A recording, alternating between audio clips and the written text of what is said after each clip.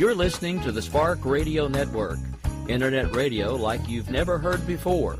Innovation, creativity, and imagination are all said to begin with a spark. So fasten your seatbelt and take the ride of your life and listen for the spark. You are listening to KLRN Radio, where liberty and reason still reign. Hey, this is John Preston, Marine combat veteran and Pacific Records recording artist. Just reaching out to have you check out our new album, Battle Cry, Songs of America's Heroes, an album featuring phenomenal other combat veteran artists like Scott Brown of the Scooter Brown Band, Ryan Weaver, Rowdy Johnson, just an incredible mix of people. This is all veterans telling our stories and our lives, and we're giving 100% of our proceeds to the Valkyrie Initiative to help veterans and first responders integrate back into society. I myself have battled with post-traumatic stress for many years and lost my own brother, a Marine Corps veteran, to suicide. I ask that you step with us and make this happen. We are in pre-order right now and release on March 17th. Go to iTunes, go to Amazon, buy. We plan on making the charts and making it at a very high level, and your support right now makes a difference. This is the release of my new song, Superman Falls, which is actually about the loss of my own brother, which happened last year, and I would love for everyone to check it out, to listen, and hopefully it'll make a difference in many lives. If you're 85 or younger, would you like peace of mind and comfort for your family? We're Final Expense Direct with an urgent message for you. The average funeral today costs over $8,000, but the most you'll get from government benefits is $255. How will your family pay the difference? We can help. Our senior plans start as low as just $1 a day and pay up to $30,000 for a funeral and other final expenses. Peace of mind is easy. There's no medical exam. You'll have lifetime coverage, and your plan can't be canceled as long as you pay your premiums. Call now for free information about our senior plans. Answer a few simple questions and receive approval right on the phone. Plus, call right now and we'll give you a discount prescription card for free. Call 800-553-8687. That's 800-553-8687. Again, 800-553-8687. 8687.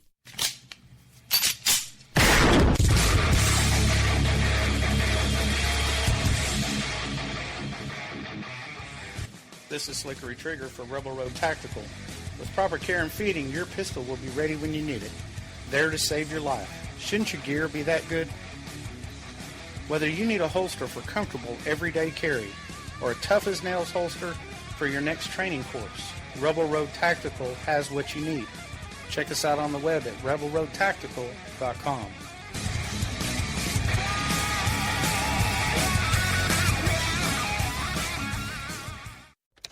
Sometimes riders feel lost, unsure why a passage may not be working. It takes another set of eyes to help us nurture our writing into full maturity. At Black Wolf Editorial Services, we strive to enable writers to develop and grow, offering manuscript critiques and line edits through a mentoring editorial style.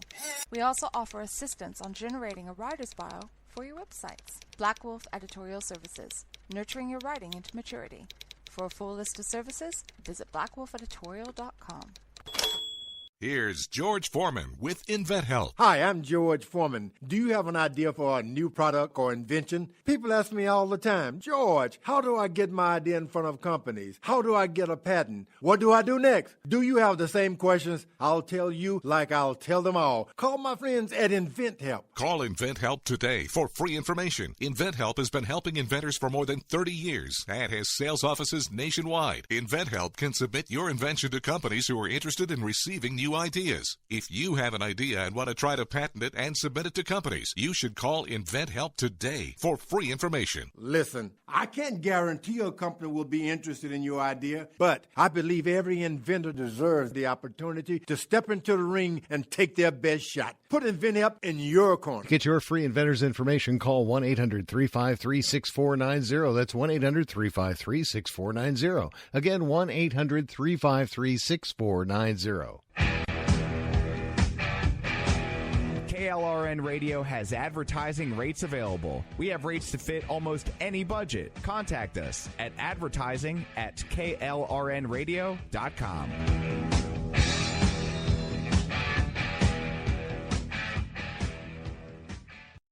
And so, my fellow Americans, ask not what your country can do for you. Ask what you can do for your country. Freedom is never more than one generation away from extinction. We didn't pass it on to our children in the bloodstream. The only way they can inherit the freedom we have known is if we fight for it, protect it, defend it, and then hand it to them with the well-taught lessons of how they in their lifetime must do the same. I'm not ready to end the fight. I'm not ready to back down. 'Cause I've been through hell and I don't have time to go round and round and round. It's too late to turn back now. You know I wouldn't if I could. 'Cause I'm proud as hell. I can't bring myself to do what it is you think I should. Hi, and welcome to the Jen and Rick show. It's Thursday, so normally I would have Rick here with me. This is Jen, but instead I am getting to host the show with the lovely Jess from Jessie's POV. So we're kind of doing a little ladies' night takeover as Rick, tries to survive some very bad weather up in Oklahoma. But I do have Jess here with me. How are you, Jess? I'm doing great, and I think this is probably a bit how things sound around Rick's house right now. As he's probably crashing into the furniture because he mentioned something about no power and a dead or dying cell phone. Yes, when I talked to him earlier, he said that the power had gone off and on quite a few times, and and he described it as being underwater, that it just wasn't stopping. So, and I know that they were having really high winds, and it's tornado season. It's what happens when you live in Oklahoma during tornado season. It's not fun. Yeah, it is Tornado Alley. So he is definitely, probably completely in the dark right now. Won't he be surprised when he finds that we took over the show? Yeah, absolutely. I don't think he has really any contact right now, so it's kind of. I hope everything. I hope everything's fine, and he has nothing more than a sore shin from bumping into the coffee table. If that's the worst of it, I will say that is wonderful. So I know that he has bigger things on his mind and probably is not as involved or worried about all the crazy things happening in our political climate as I have been today. And I'm sure you have noticed that it is quite the cluster lately with Trump in so much hot water, whether valid or not. He is just seems to be running into walls everywhere he turns, and it's not looking very good right now. I gotta say, that sound effect of Rick crashing into the coffee table could also double for both the Trump administration and Congress. It's got triple duty tonight. It's very true, and I think especially all of this instance with the Russian investigation and the firing of Comey. So anybody that hasn't really been able to understand what's going on here, James Comey was let go last week by Trump a few years into what is normally about a 10-year term as FBI director.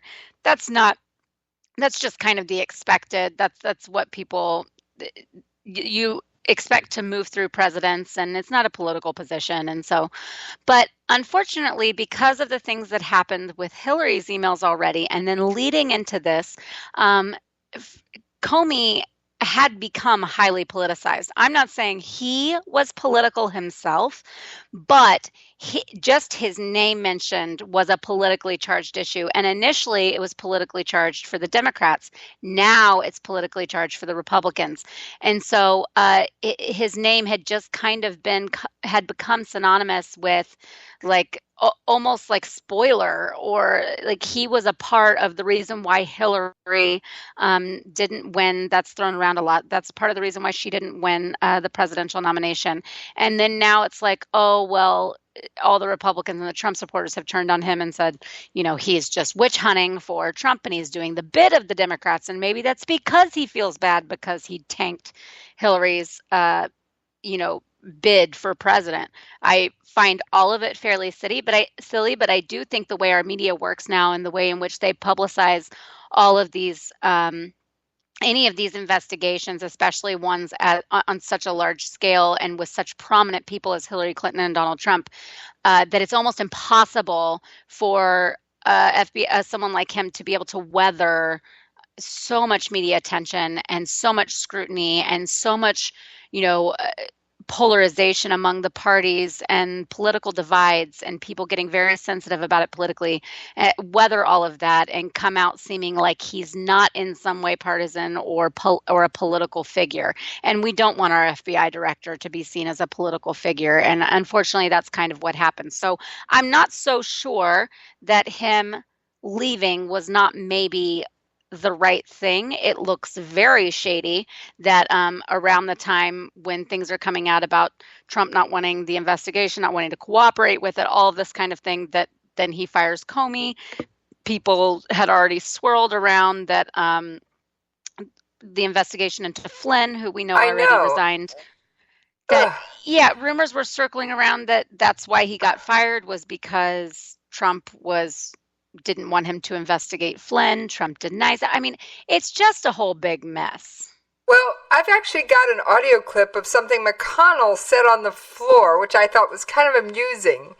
And this was right after Comey was fired. Here's what we have now, Mr. President. Our Democratic colleagues complaining about the removal of an FBI director whom they themselves repeatedly and sharply criticized. That removal being done by a man, Rod Rosenstein, whom they repeatedly and effusively praised.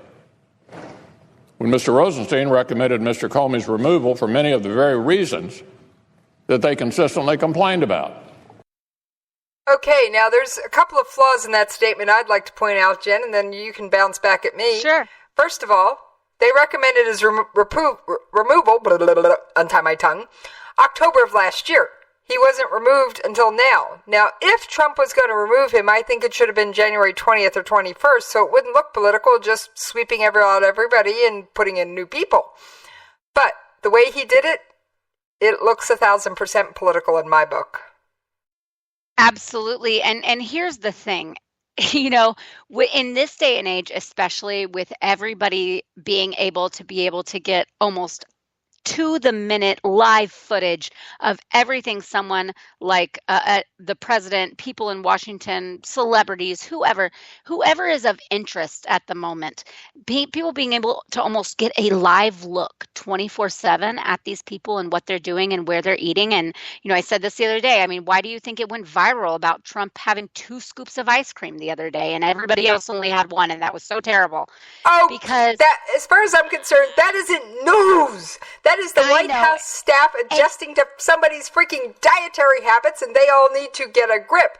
Now, and they had 181, pieces written on it within the hour on every imaginable news site. That is just absurd. What are we doing? I'm sorry, but as far as the media, that's not how it works. That's not how any of this works. That is not news. Now, I do have a clip here from Senator Graham. Senator Graham about the Flynn investigation. This was earlier today, I believe.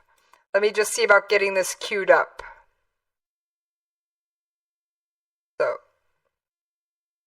Ability to conduct investigations of all things Russia has been severely limited, probably in an appropriate fashion.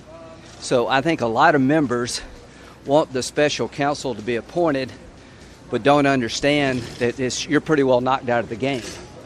And that's probably the way it should be. It was a... So, like I said, he was talking about the investigation and they want the special counsel, but it sounds like he was going back and forth on as to whether or not, I think a special counsel would be a good idea, if nothing else. It will remove all doubt, especially if you take some advice out of an old episode of West Wing when the president announced that he had MS and they were all going after him. You don't just pick anybody to investigate you. You pick the person that despises you the most and wouldn't come to your aid if you were on fire to investigate you. Well, and I think that a special counsel is the right move. I think that's what should be done. It gives them more autonomy to pursue this investigation. But here's my problem with who was chosen. Very respected. Absolutely no reason to think that Robert Mueller is not 100% qualified and would do an unbiased and great job. The problem is, just like the Comey firing, just like the timing of that, just like many other things that have happened in this administration and just in Congress in general, because DC, stinks, and it stinks horribly.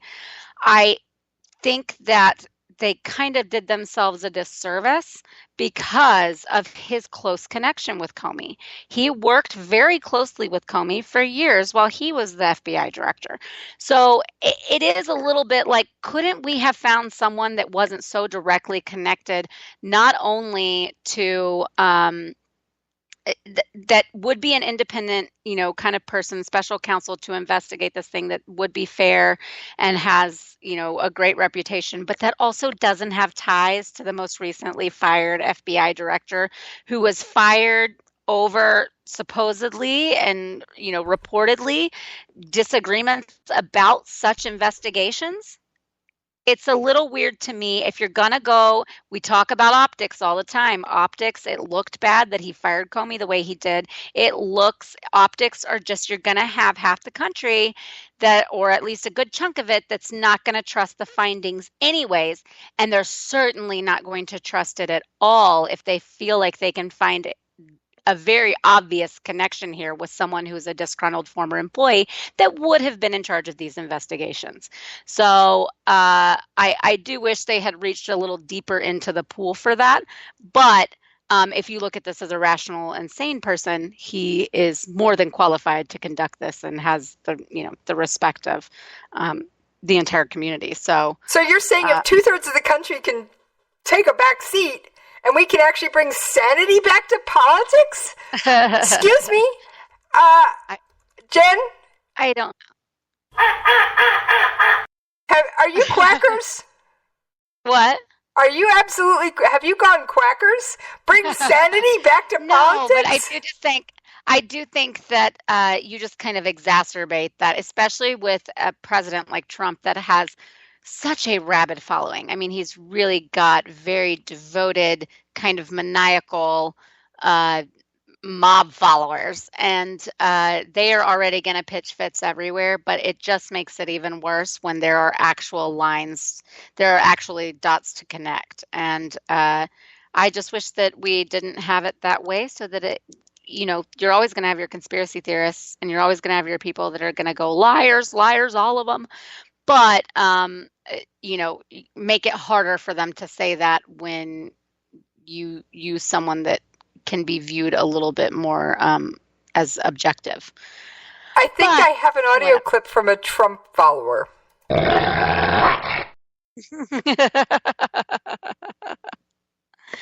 Well, speaking of this special counsel appointment, today at the press conference and the joint briefing with the president of Colombia, of course, people couldn't stick to things that were just about the president's visit with the Colombian president. So he was asked by a reporter about this special counsel appointment, and I think you have a clip for it. Yes, let me just get it found. One too many files roaming. So give me just a half second. I was getting that one queued up. So he basically comes in and, the reporter asks what he thinks about it. And Trump gives a fairly typical Trump answer. But I did think that it was a little less maybe, I don't know. I feel like he kept it reined in quite a bit for something like this. Sometimes he can really go off and fly off the handle a little bit and get very annoyed. And I felt like he gave a pretty solid answer. Whether it's true or not doesn't matter. He didn't go stompy foot. Yeah, I didn't hear any stompy foots. So let's take a listen.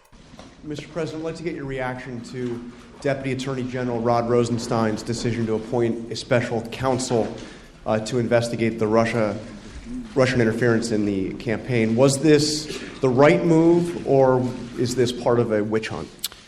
Well, I respect the move, but the entire thing has been a witch hunt, and there is no collusion between certainly myself and my campaign, but I can always speak for myself and the Russians, zero. I think it divides the country.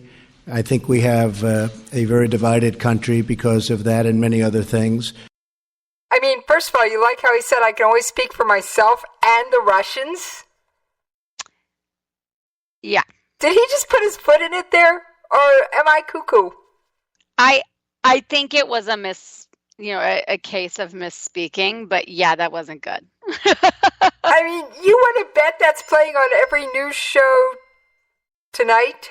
I'm surprised that I haven't actually seen that as a headline yet anywhere. I know, but I mean, it was right there. He actually said it. And also, by the way, I have, you know me, I did my own little sniffing and snooping in the few minutes I had between A, B, and C around here tonight. Deputy Attorney General Rod Rosenstein knew President Trump planned to fire FBI Director Jim Comey before he sat down to write the memo criticizing Comey's conduct. Yes, I heard that as well. See, there are all of these moving parts, and it's a very complicated puzzle. And I'm not sure we're ever going to quite know. It seems like there's just like too many people involved that are protecting various different factions and people, and all these little details keep coming out. And first of all, I find it obnoxious at the least and dangerous at the worst that so many things are being leaked. So many things are being leaked, and that's just unacceptable. But that doesn't negate the wrongdoing of whoever it is, or whatever the subject is of the leaking. You know, that doesn't take away from that. They can both be wrong. Leaking it can be wrong, and also whatever was being leaked be also wrong. But I think that, you know, there's the Comey thing with him now, and what's known as the Comey memo now, that he wrote down after the fact of a meeting with Trump in February, where he says he asked him to drop the Flynn investigation, and he's just now coming out with that. But then back in March or April, I think it was, he was asked, you know, has he tried to influence you on this investigation? Has he told you to drop anything? And he said no. He said that under oath, and so it's like, if this did happen, then why did you sit on it? And then that's problematic for him and his credibility, and could even be problematic for him legally. But it's just nonstop. It's just little drops of things here and there, and some of them contradictory, some of them proving things, some of them proving suspicions, some of them just contradicting what was previously thought, and it Jen, is just a huge muddy mess. I don't think the White House sounds like drip, drip, drip on the leaks. I think this is more the appropriate noise. I'm sorry, it's not drip, drip, drip. It's a steady stream of leaks. And, okay, now, someone who normally covers international and foreign affairs, there are certain things that, okay, yeah, if the president wanted to discuss the fact of laptops not being brought onto planes from certain countries with Russia, that exactly wasn't classified. It had been all over the freaking news, and the FAA had blasted it everywhere. Sources and methods are another problem. If he went that far, that's when I have a problem. But I'm sorry, the fact that you can't bring a laptop onto a plane from certain countries anymore, that's not news. No, as far as and classified the leaking. idea, one thing, you know, that is always kind of an issue, and we just see it in the most basic of ways, where people couldn't understand the dang Electoral College. People just don't understand, like your clip earlier, it's not how this works. They don't understand how this works, and unfortunately, just talking classified information, or just or not talking to someone of any nation and disclosing to them things that pertain to security and could affect both nations, the president gets to decide. And that is one of those privileges. Now, he can decide, he can literally say, I don't want this to be classified anymore, so I'm going to tell you. It was just a second ago, but it's not now because I need to tell you this. And that be enough. Doesn't mean that they can't be investigated or that Congress can't try to take action, and there aren't certain precedents in place. But legally, he has the power to do that. So I do think that was kind of, crazy blown up, and it wasn't something that really, I think it's something that's stupid to do on his part, particularly given the current concerns about his administration, about the way in which he was elected, and all of the rumors and all of the things that people are talking about with Russia. It was a very stupid thing to do if he did. You know what I think was really stupid that they did with the Russian president's meeting? There was no U.S. media in the room. It was only the Russian mouth organ, for lack of a term, RT. That was the only press allowed in the room. Excuse me, but that was dumb. I mean, at least if there had been U.S. reporters in the room, too, even if they had to hold the story until a certain time, embargoed for a short period of time, until RT was allowed to announce it first, then maybe half of this misperceptions and all the chaos would have been a little bit less. I mean, I'm sorry, but when you shut the media out, the first thing they're going to say is, there's a conspiracy. There's a conspiracy. There's got to be smoke. There's smoke over there. There's got to be fire. There's got to be fire. And they're going to just fan the flames of the fact that there's got to be something going on if you're not letting them in. Right. Absolutely. And that, and to be fair, I don't think it's right for them to go on these wild speculations, but I do think that it's fair to say, if I am the media and just me as an American, that when I am cut out, I'm supposed to be included in a lot of this kind of thing. And when I do get caught up, it does raise my suspicions. I'm already supposed to be skeptical and distrustful to the point of being able to, investigate and report and try to dig into stories. So if I'm, a journalist, then that really sets off some spidey senses. Doesn't mean that it necessarily means anything, but I'm certainly going to question, why not? Why wasn't somebody there? Why wasn't I there? Why wasn't there any recording of that? Why wasn't that, you know what I mean? Why was there such limited access to something like this? You're going to question that. You should question that. But then to make up stories based on why, that are based on nothing about why, that's where the media goes too far. They start writing these long drawn out tales of what they think is happening. And I mean, they just get bit time and time again because they put something out there, someone does, and then someone else picks it up, writes a, mirror story, and then that one gets mirrored and mirrored and mirrored and mirrored and mirrored. And all of a sudden you've got 200 stories based on this one that one person wrote that has nothing, they have nothing to base it on. And then they're having to walk it back 6 hours later because it turns out none of it was true. Or it's as silly as Trump had 2 scoops of ice cream for dinner. Well, Jen, do you happen to be keeping an eye on the clock and know what time it is? It's time for a break. So we will be right back with you in just a minute to conclude the rest of this shindig. I'm not ready to end the fight. I'm not ready to back down. 'Cause I've been through hell and I don't have time to go round and round and round. It's too late to turn back now. I wouldn't if I could. 'Cause I'm proud as hell, I can't bring myself. You're listening to the Spark Radio Network, internet radio like you've never heard before. Innovation, creativity, and imagination are all said to begin with a spark. So fasten your seatbelt and take the ride of your life and listen for the spark. You are listening to KLRN Radio, where liberty and reason still reign. Hey, this is John Preston, Marine combat veteran and Pacific Records recording artist. Just reaching out to have you check out our new album, Battle Cry, Songs of America's Heroes, an album featuring phenomenal other combat veteran artists like Scott Brown of the Scooter Brown Band, Ryan Weaver, Rowdy Johnson, just an incredible mix of people. This is all veterans telling our stories and our lives, and we're giving 100% of our proceeds to the Valkyrie Initiative to help veterans and first responders integrate back into society. I myself myself have battled with post-traumatic stress for many years and lost my own brother, a Marine Corps veteran, to suicide. I ask that you step with us and make this happen. We are in pre-order right now and release on March 17th. Go to iTunes, go to Amazon, buy.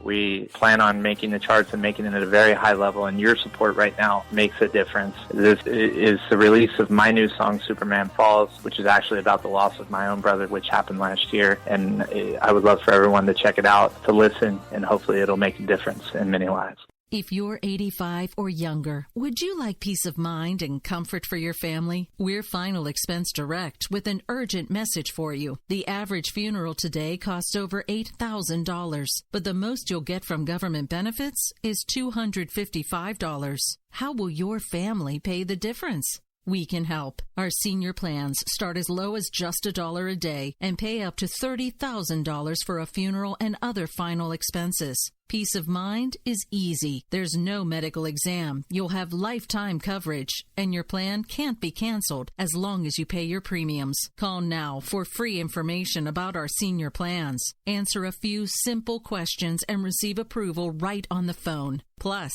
call right now and we'll give you a discount prescription card for free. Call 800-553-8687. That's 800-553-8687. Again, 800-553-8687.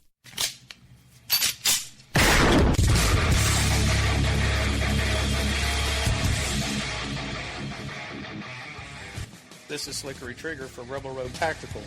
With proper care and feeding, your pistol will be ready when you need it, there to save your life. Shouldn't your gear be that good? Whether you need a holster for comfortable everyday carry or a tough-as-nails holster for your next training course, Rebel Road Tactical has what you need. Check us out on the web at rebelroadtactical.com.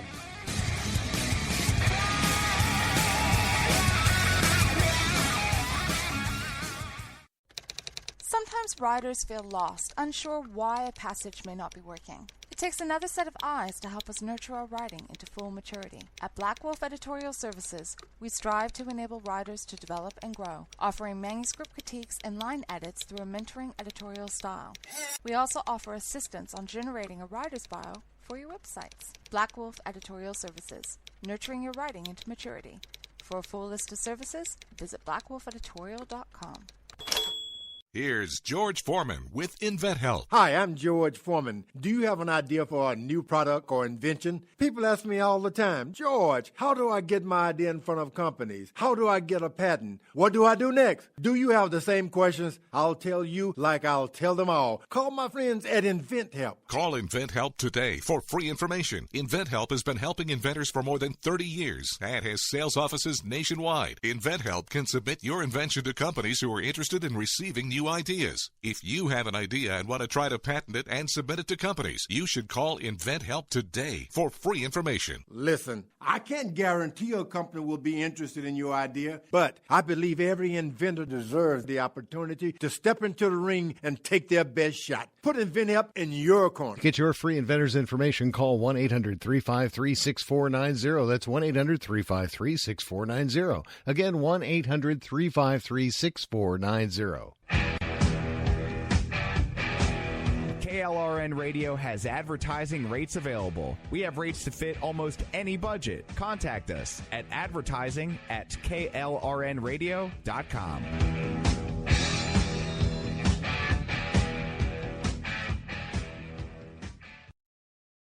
I'm not ready to end the fight. I'm not ready to back down. 'Cause I've been through hell and I don't have time to go round and round and round. It's too late to turn back now. You know I wouldn't if I could. 'Cause I'm proud as hell. Hey, Jen, we're back! Hey, sorry. For some reason, I just thought I was having a little glitch there because I've had it cut out a few times, but... Oh, well, that's we're okay. back. We made it through commercial break. I wonder how Rick's doing in the dark, because I don't think he knows we've hijacked his show yet. That's all right. I'm sure we'll get texts as soon as he gets power back up and be like, so what happened? Exactly. I'm sure he'll be going, what were you two up to while I was in the dark? I think the funniest one, I think the funniest show that we've done was the night where it was a night where he was in the dark. We were pulling election results and covering it. Oh, I forgot about that. And he was actually, patched in through his cell phone, right? Yes. Didn't we do it that way? Yes. And he's literally sitting in a dark room, unable to pull any results or anything. And you and I were having to feed him all the information live on air because he couldn't even, oh my gosh. The Rick's Off to Oz episode. Oh, it's been so long, but yes. My husband just asked, are we going to do another Oz episode tonight? And I was like, no, I think this time Rick's cell phone, his batteries run down. So I think it'll be Jen and I hijacking the show. Absolutely. Well, I was going to say, since we were still kind of wrapping up talking about the whole crazy Comey situation and special counsel, so we're kind of on investigations and FBI and yada, yada, yada. Guess who is now being reported as the front runner for FBI director? Well, so far I've heard it's a fellow Jew by the name of Lieberman. Former Senator Joe Lieberman, former Democrat turned independent, but now retired senator, still practicing lawyer. This pick to me makes no sense. Some people have said, oh, well, people on both sides like him. Okay, but that really doesn't have anything to do with being an FBI director. And normally the FBI director is not a politician. So that's kind of problematic to me straight away, is that there is a political divide here. And not just because he's a former Democrat turned independent, so you've got enemies on both sides, but then he really pissed people off when he supported John McCain over Barack Obama. So a bunch of Democrats that he did have on his side, then now he does. It's so weird. It seems super Jen, political. I don't know why that you make I this choice. don't think being liked is anywhere in the job description of the FBI director.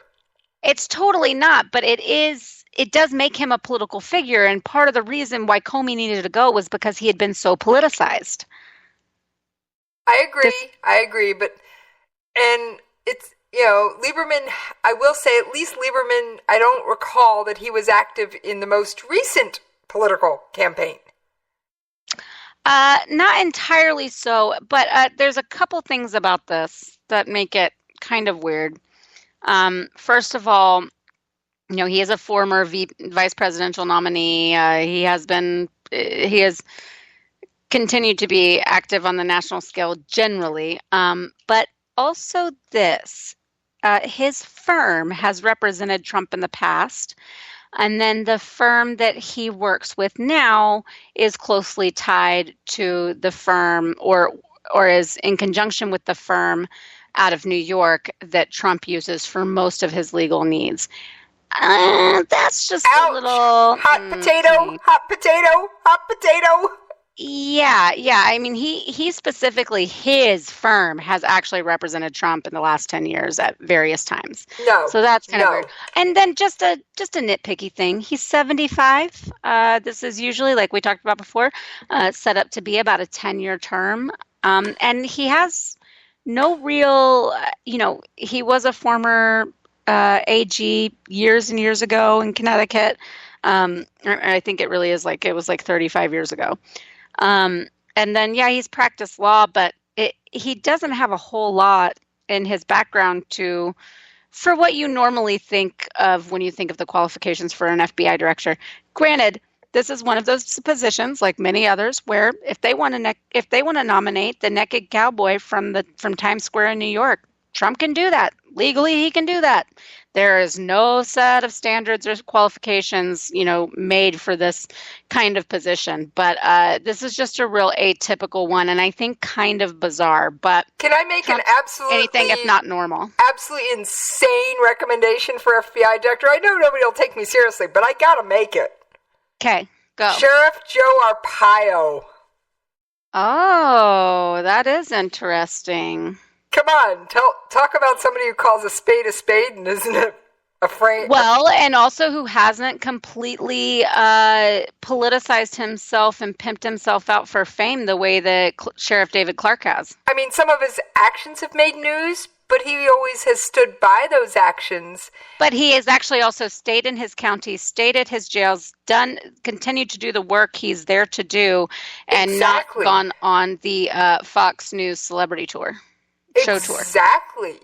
So what do you think of that? Like I said, crazy, off the wall, way out on a harebrained idea pick. Right.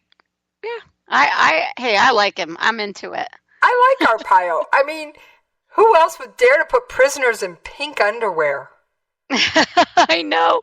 Oh my gosh, the first time I ever read about him, I was sitting there like fist pumping because I was like, yes, this guy is awesome. He gets it. Oh my goodness. Okay, well, speaking of Trump, though, and just kind of being bizarre and things that happen with him. So we already listened to first clip at this news conference today where, of course, they just can't help themselves and they have to ask them about something totally non-related to the press conference at hand with the president of Colombia.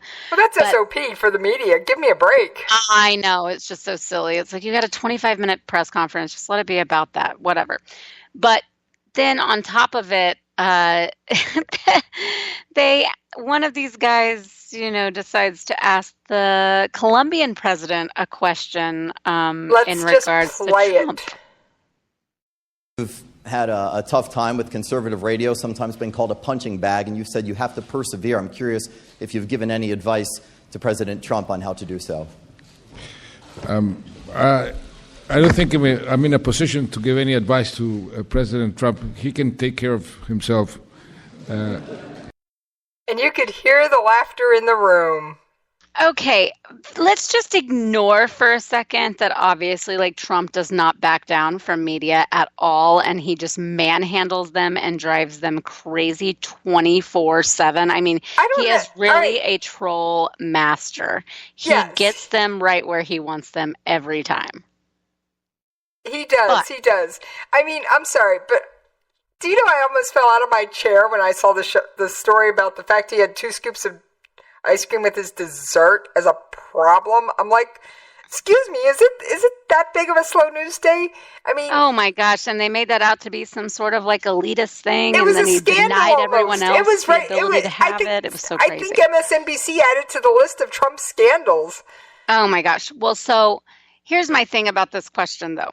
This just shows you how desperate, kind of disrespectful, and not so much disrespectful, but just kind of boneheaded the media really is about Trump, that they are audacious enough to ask a question, to ask the president of Colombia, which is a country that legitimately, for the better part of 25 years, our government has urged American citizens not to visit, not to be anywhere near.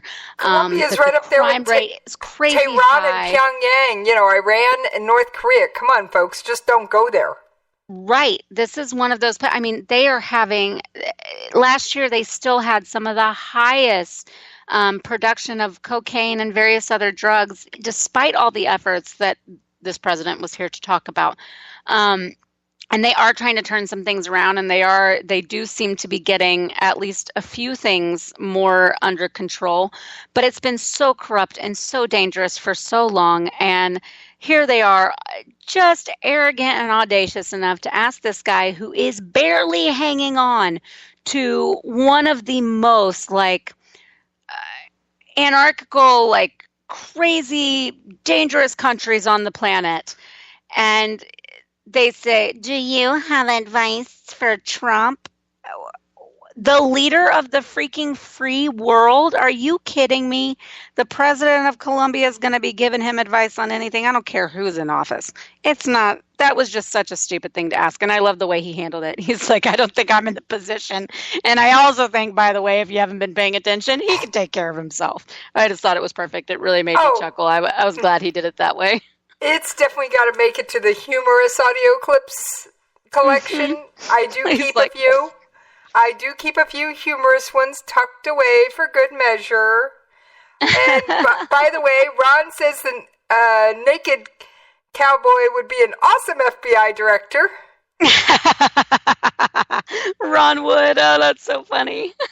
So, And he also says that we need to team up and take on chicks on the right. Well, that's a big compliment. Ron's always a faithful listener and absolute awesome KLRN radio fan. Yes. So, and I happened to see a friend. package being shipped out today from Ann's office with his name and address on it. Woohoo! Yes. That's it's awesome. a little late, but he actually won the one of the mugs in the giveaway. Oh, that's awesome. Good for you, Ron. So, yes. All right, but, I mean, I've got one. Now, how much do you trust the NSA? No such agency or National Security Administration? Not a whole lot. Well, evidently Congress does, because they've introduced a bill in Congress that would force the NSA to share any security vulnerability it finds in software with other government agencies. Oh yes, it's called the Patch Act, protecting our ability to counter hacking. The legislation mandates a larger review when a federal agency discovers a security hole in a computer system. The government can sometimes coordinate with tech companies and creators of technology vendors, but in certain instances, it chooses to keep the exploits for itself. Now, come on.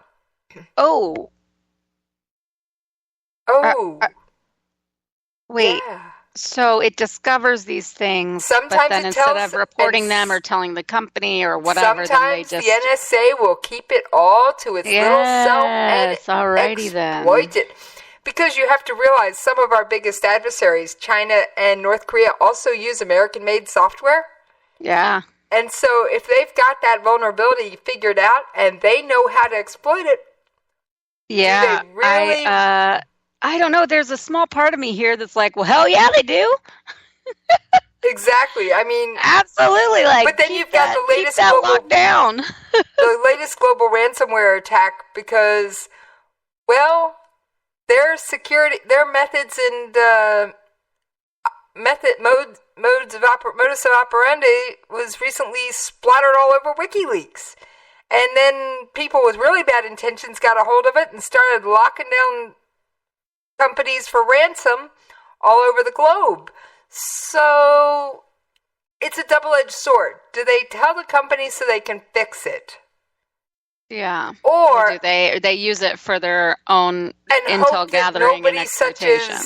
Nobody leaks it to WikiLeaks again. I mean, like you said, this administration has been a constant, I'm going to say a constant trickle of leaks, not a... that's a better description. It's been an absolute trickle. But here's my thing, though, is if the NSA is finding these weaknesses, then, there are so many others that are finding them, too. Exactly. So to me, that's the dangerous part. That's where it's like, no, maybe you I don't want to necessarily talk about espionage all that much, but if we're just going to talk about what I think may be best interest for our national security, maybe you grab as much as you can in a very limited short period of time, and then you absolutely do report it so that it can be fixed, because you're not going to be the only one getting that. Maybe you have like a 30-day window to grab everything you can and then roll on. Yeah.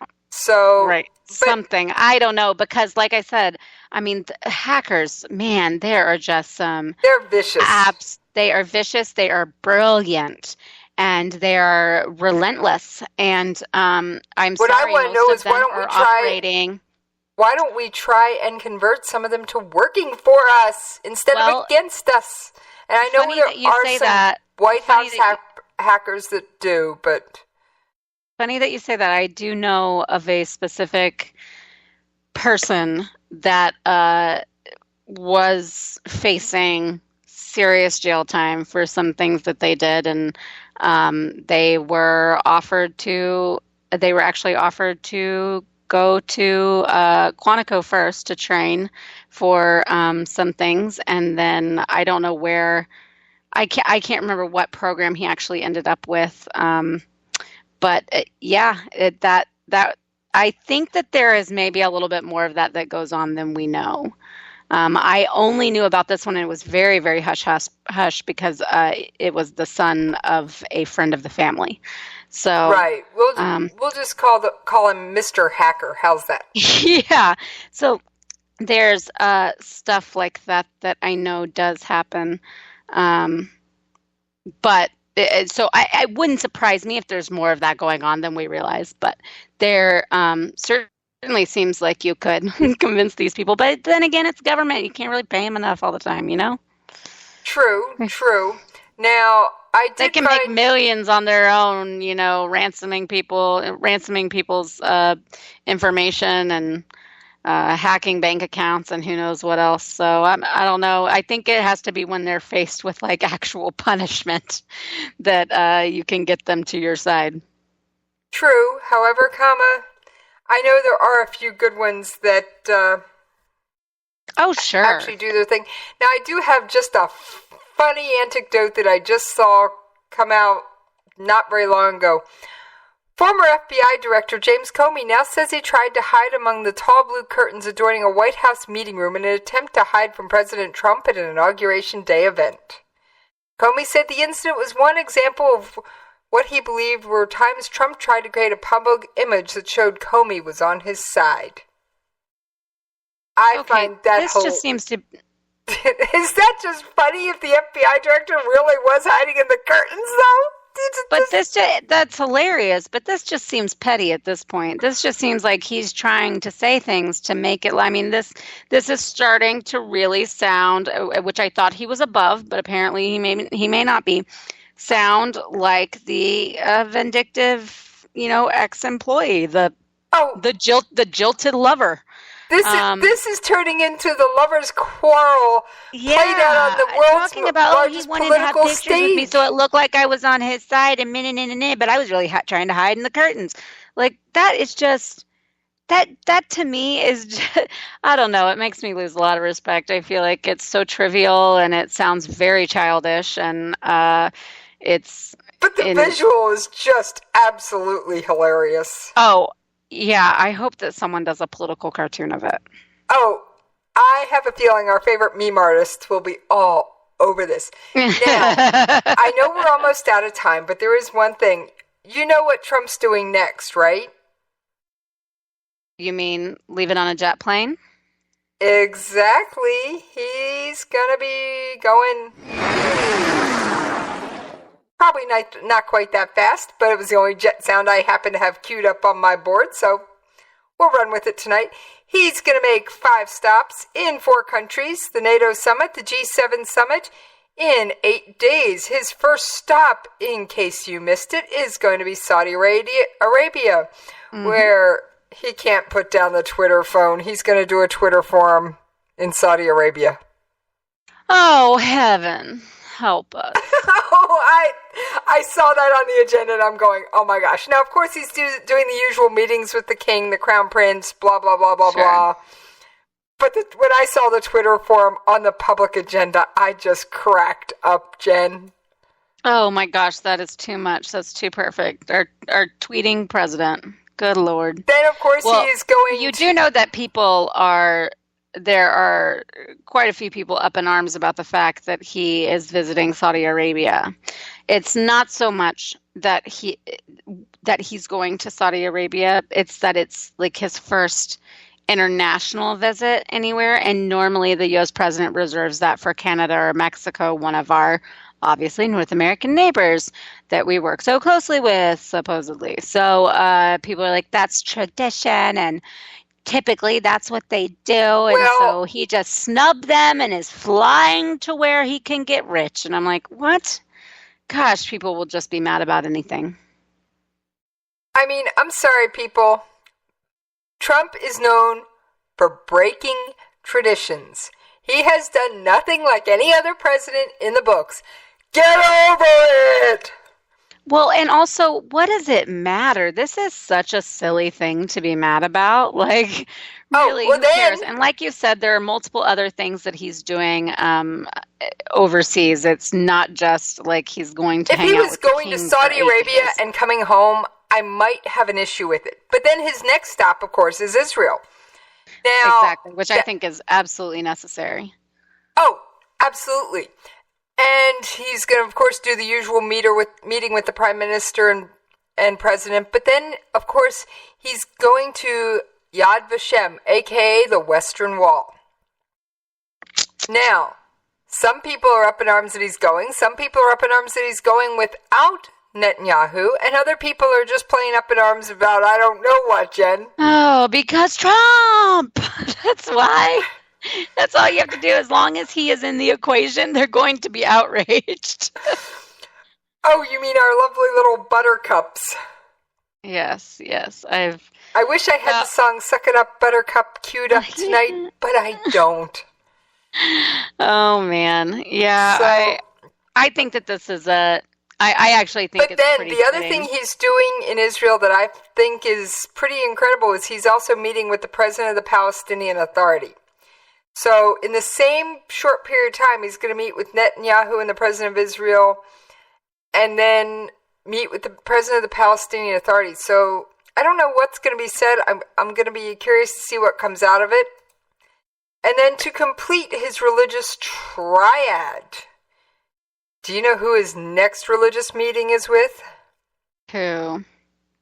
His Holiness at the Holy See, Pope Francis. Oh, boy. Oh, yes. See, I see all of these things. Like when you say that he's going to visit the Palestinian Authority president, he's going to do I go, ugh! I'm just like, it makes my stomach tight waiting for what kind of blunder he's going to make or something he's going to say or some promise he's going to make that he doesn't really mean because he's just agreeable to people when he's in person with them.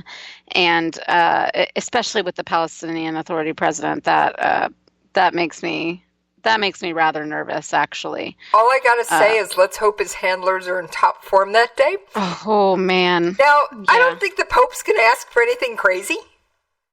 I have no idea, but this Pope I'm sorry, but I trust the Pope more than I trust the Palestinian Authority leader. Exactly. I'm sorry, I trust the Pope to be sane and reasonable. In fact, Pope Francis is one of those I just want to minister to the people types. Yeah, so, I'm not really sure that he's gotten a little too involved in politics for my tasting, but he's opposite. He's not going to ask for anything like. This is a man that should have just been running a mission in the middle of nowhere, not necessarily the Pope, but I think I'm saying that Trump could say some ridiculous things to him, and just who knows? He's oh man, he's a loose cannon when it comes to things like this. You know, there are things in which he talks to people about something business oriented and. Sometimes he'll make a little mistake here or there, but it's just a misspoken thing. And I don't really worry that much. He doesn't stray too far out of line. But when it comes to more passionate topics, religious topics, things like that, he tends to put his foot in his mouth quite a bit. Oh, and he, Ron, of course, in the chat room has to say, Pope will ask for the Vatican to be relocated to Parsippany, New Jersey. I don't think so, Ron. I think the Pope likes the Vatican right where it is. But what can I say? You got a humorous point there, Ron. Also, he is going to meet with a bilateral meeting with the President of Italy, and then there's a tri-mission embassy meet and greet on his agenda over in Italy. And then we're off. Do you know the next stop on the tour? I do not. Belgium! Now, do you know what's in Belgium? What's in Belgium, Jess? Headquarters of NATO. Yes, that is true. And so he's going to meet with the King of Belgium and the Prime Minister of Belgium, and then there's the NATO leaders meeting, which they just wrapped up. Something that I covered on my show, and let me see if I still got the audio clip handy. It was basically in preparation for the NATO leaders meeting. I know we're about out of time, but I don't think there's going to be a second hour because I still haven't heard from Rick. So we're just going to kind of run with a few minutes over here, kids. Let me just find it. It's one or two clips. And All right, I have no idea which one of these two it is, so we may have to play both if my guess is wrong. And now the discussion is if NATO is to become a member of that coalition. The decision is pending for the heads of state and government meeting, and we discussed it, and the chiefs of defense recommendation is that there is a merit for NATO becoming a member of that coalition. Now, to put that clip in full context, it was a coalition to train, advise, assist, and train Afghanis so they can take over more of their own country's security. But, so there actually has been a defense ministers meeting in preparation for the NATO's leaders meeting, which I don't think is something most people know about. Yeah, I don't think so either. I just thought it was kind of neat. No, it absolutely is. Most people just see the leaders meeting. They don't see what goes on beforehand. But of course, given my little show and what I do, well, it kind of goes hand in hand. Yeah, absolutely. Well, I think in general, like I said, people don't really understand a lot of these kinds of trips. And I think they also got him wrong with Obama, too. They'd be like, oh, he's visiting this country again or this or that. And they didn't realize the reason for it. Well, he's already there for a summit of this or a meeting of that or a so then, you do the diplomatic thing and kind of make the rounds in the area. That kind of thing is just so easily misconstrued, and people don't even know what any of these meetings and things that they attend are anyway. So it just kind of all goes over their head. Exactly. Now, do you know what after we're finished up in Brussels, or in Belgium, do you know where we're off to next? No. If I said the boot? Oh, Italia. Yes. He is going to the G7 summit and he's going to have meetings and working lunches there, and then he's going to take time out to visit the Naval Station Sigonella, which I actually got to visit many, many, many moons ago. Wow, that's really cool. You never know where this crazy cat's been. What can I say? But like I said, so I have a feeling, I have a distinct feeling that we're going to have quite the firestorm of quotes and all kinds of chaos coming out in the next few weeks. What do you think? I think it will be interesting. I also think it'll be kind of nice for a little while to not have him readily available in the States for all sorts of nonsense type stories. That this will be kind of more interesting and more fun to see what comes out of here. And also, I'm sure there will be a lot of faux pas to cover. Oh, I have a feeling the faux pas meter will be going off the charts. Hopefully they won't report how many cannelloni he got in Italy or how much chocolate he gets in Belgium. I mean, really, or how many blessings the Pope gives. Give it a rest, guys. I'm sorry, the ice cream story was such a non-story story. I know. Jen, I know we've run a few minutes over. No, I have not heard anything from your cohort. So I'm going to believe that your cohort's in the dark. Yeah, I bet that is true. I hope they're staying safe and dry. Let's hope he will be back on in good form tomorrow night with Robinson and Wright. Yes, I hope so too, because that is a great show. And if anybody doesn't listen to it, you should. And if you can't catch it on Friday nights, because I know a lot of times people have stuff going on, it's always available in podcast form, just like all of the shows on KLRNR. So you really should check it out. It's really good. KLRN Radio has shows on iTunes, Google Play, podcast.com, Pocket Casts. Name a Blueberry. I mean, there's so many places where our shows are podcasted. It's insane, Jen. No, it really is. It's really great. I don't even know the full list. And that's scary. Whatever. Just search a platform. We're probably on it. Exactly. And if we're not on that one, chances are we're on your second favorite. Because trust me, we seem to be everywhere. Yeah, that is great. Oh, it really is. I'm really happy about that. So, now, of course, I'll be back with you guys tomorrow night at 9 o'clock Eastern with the military and international news on Jesse's POV that the mainstream media never covers. I mean, come on, did you hear anything about the Tinder-type app in Iran on the mainstream media? No! That's exactly my point. It's stuff the mainstream just doesn't have time for. Iranian elections and a Tinder-type app to help Iranians choose pick their presidential candidate. Oh, my Lord.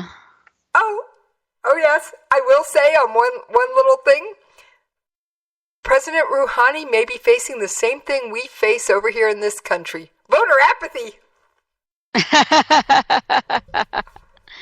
Well, that wouldn't surprise me. No, that seems to be a worldwide issue, except in North Korea where it's illegal not to vote. Yeah, but it doesn't matter who you vote for. There's only one name on the ballot. That's what I mean. So it really doesn't matter. It's illegal not to vote, but we're still choosing who you get. Well, they do the same thing in Iran, essentially, too. Yes. So that's crazy. All right, my reminder is going to be, guys, don't visit Colombia, Iran, or North Korea, and I'm going to throw Syria onto that list anytime soon, folks. Stay out of those places. It is not safe for American passport holders. I'll tell you where else you can add to that list. Also, maybe don't stand outside of the Turkish embassy in D.C. Just stay clear of that as well. At least when Erdogan's in town? At least when he's there. If you see guys in black suits, run. Go far away. I cannot believe what went down there. But anyway, we can go into it if you want. We got a couple more minutes if you've got it. Oh, I think it's just horrible, and I understand all the that it's so complicated. Well, what is it? The diplomatic relations and everything involved. But I only caught a brief snippet, the fact that basically there were American protesters outside the embassy on the sidewalk, and Turkish security kind of roughed them up. So, yes. So they were there protesting, human rights, yada, yada, yada. The usual crowd for the usual reasons. Got it. But extremely, we're not talking about, Antifa. We're not talking about... So we're talking typical American, seriously peaceful protest. You've got people, you've got the crunchy granola moms standing with their shorts and their T-shirts, and they maybe even have an American slogan on them. They're red, white, and blue, and they've got their postboard sign written in Sharpie ink, This was not some crazy out of control protest. I'm sure there were some people screaming some stuff and, whatever. But anyways, basically the bodyguards / Secret Service, whatever they call them, they acted like a bunch of thugs. I'll tell you that. They, basically wanted them to go away, and it turned physical. And when it turned physical, it got really bad. More of them came out and started joining in. And they were kicking women that were already down and bloodied on the ground. They were hitting. And the cops were there. The cops came, and there were quite a few of them, and they had batons. They couldn't do anything. And one of the things the DC chief of police said was, we had armed men in a crowd, and the people we were trying to control were armed men against unarmed civilians. What could we do? And that is an absolutely unacceptable answer to me in a situation like that. In our nation's capital of all places. Yeah, Embassy Row. This just blasted across my phone, and I pulled it up, and I don't know how old it is, and I will give the source. It is from Politico. President Trump may be dramatically miscalculating how much support Senator Lieberman would have among his former Democratic colleagues if nominated to become FBI director. See, that's kind of what I was getting at earlier. I'm thinking that maybe part of his thought process on this, and maybe his team's thought process is, this will be something that will go over well. It will go through Congress easily, and because he's liked on both sides, and I'm not sure that that's exactly true. But whatever. Supposedly Republicans are lining up behind him, so... And they pretty much, that doesn't surprise me at all, they pretty much have ever since, first of all, he switched to independent, and second of all, he supported McCain. That he's aligned more with your typical congressional Republican than he has with your congressional Democrats. And of course, the Democrats were mad because he left the Democratic Party and the failed vice presidential run. And then also then that he started supporting and aligning a lot more with Republicans, though he refused to ever actually become one. But that's what he's mostly done. Well, Senator Sherrod Brown, a Democrat for Ohio, fumed about Lieberman's efforts to undercut more generous Medicare benefits way back in the day, and is quoted as saying Joe Lieberman has no real law enforcement credentials. Look at where he works now, a Trump law firm. Yeah, which I mean is also a concern of mine, and I think that that's a valid point. I think the other stuff's kind of petty and stupid, but the part about like what real experience or credentials does he have to hold this position? The freaking director of the FBI. Like I said, Joe Arpaio for FBI director. Or I'll even take Ron's nominee of the Naked Cowboy. Yeah, but exactly. I'd like to see somebody like Arpaio. I know that would set the talk about turning the system on its ear. Exactly, but you have to admit, if nothing else, Arpaio sticks to his guns and will call a spade a spade. Absolutely. But like I said, so we've got Trump out of the country for the next 8 days. I'm hoping that half the rabid media either goes with him or goes back to their caves. So don't they need a break? Shouldn't they take a little hibernation period? I think they're all frazzled and exhausted, and they need to pack away some food and just disappear for a minute. Yeah, I think their annual vacation period just came up. Exactly. It's funny. Well, Jen. All right. What do we do at the end of every show? Well, why don't you tell us where people can find you on social media or how they can get in touch? All right, I'm on Twitter at Jessie's POV. I host a 5-night-a-week show. Yes, I am crazy enough to do this 5 nights a week at 9 o'clock Eastern. And as I alluded to earlier, I cover military and international news you just don't hear on the mainstream media. And you can also email me at the station at jessiespov@klrnradio.com. All right, and I am Jen. You can find me on Twitter at jholmstead. I'm usually creating some sort of ruckus. On Facebook, JR Homestead. And you can always check out the website that I work with some other people on called misfitspolitics.com. And I want to say, if anybody is looking for a little bit of comic relief from all of this madness, and you're still kind of going, oh my gosh, Trump's really our president. There is I just recently put up what I call the Misfit Memo. I put up a special edition of the Misfit Memo, and it's called The Bar of Broken Dreams, a Requiem of Election 2016.